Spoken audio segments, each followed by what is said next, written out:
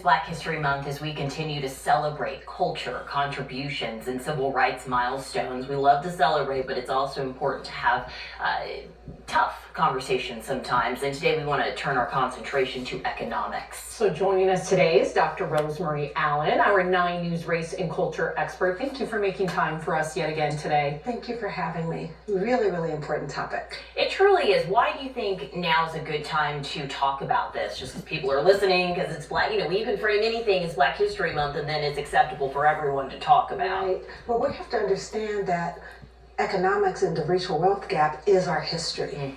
When we look at how this came to be, that this racial wealth gap was intentional. It was intentional through policies, through legislation, through practices.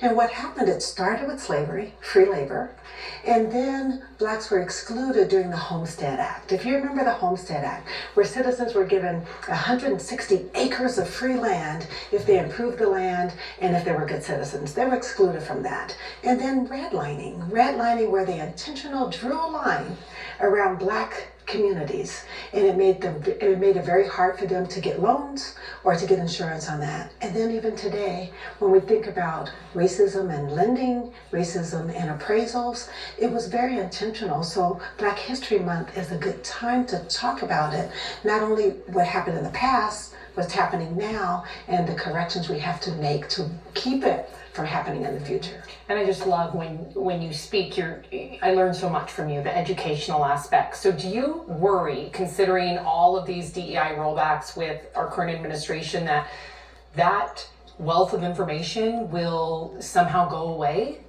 It's going away, or they're trying to right now. It's really important that we continue to talk about this, because you can't address what you don't acknowledge. And with the rollbacks with DEI and the erasure, people think that black people are intentionally not contributing and intentionally not participating in high wage jobs and positions.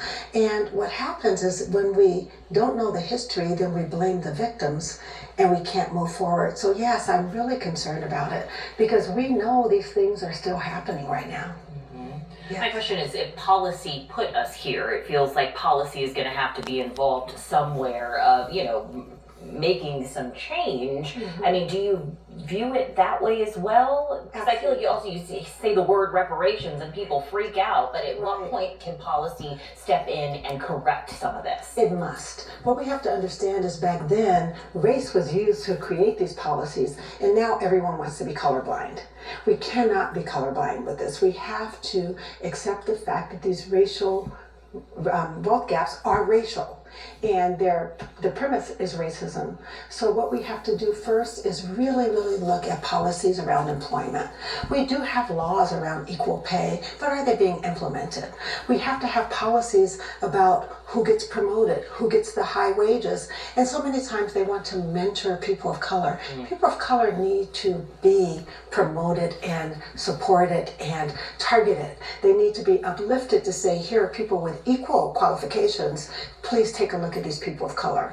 And then we have to look at what's happening in lending. And we have a very current example of what happened with Navy Federal Credit Union, who was found to openly discriminate against black people. And my family was one of those people. In spite of our income, in spite of our over 800 credit score, we have to look at appraisals. We have to have policies in place that says these things cannot happen, that if a home is owned by a white person, their appraisal is higher than the same home that belongs to a black person. And when laws are broken, the consequences should be swift and severe. It's not enough to have the law without any consequences for the law.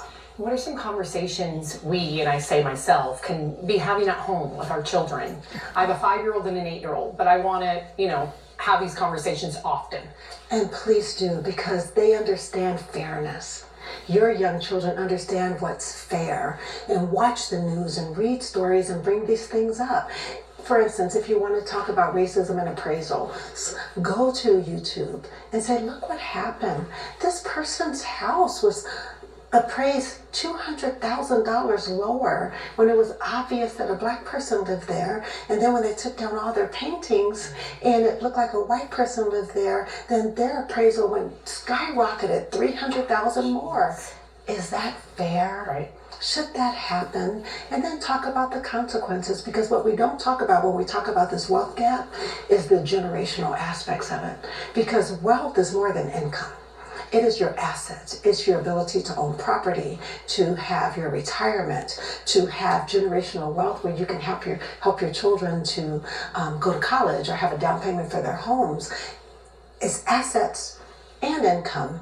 And what we know is that for white families, their wealth is 6 times that of the average black family. We're being wrapped out of time, but I don't think that we can talk about this issue without addressing, when you're in the workplace, just a quick piece of advice how you can advocate for yourself. If you know you're doing the same work, working just as hard, a lot of times harder, Yes. and you're not making the same money as your counterparts. And you speak up, because it's illegal. You speak up, you say this is not fair, where's the parity, and what can we do to make adjustments? Dr. Allen, we appreciate you so much. you. Thank you. Thank you for having me. Well, ahead.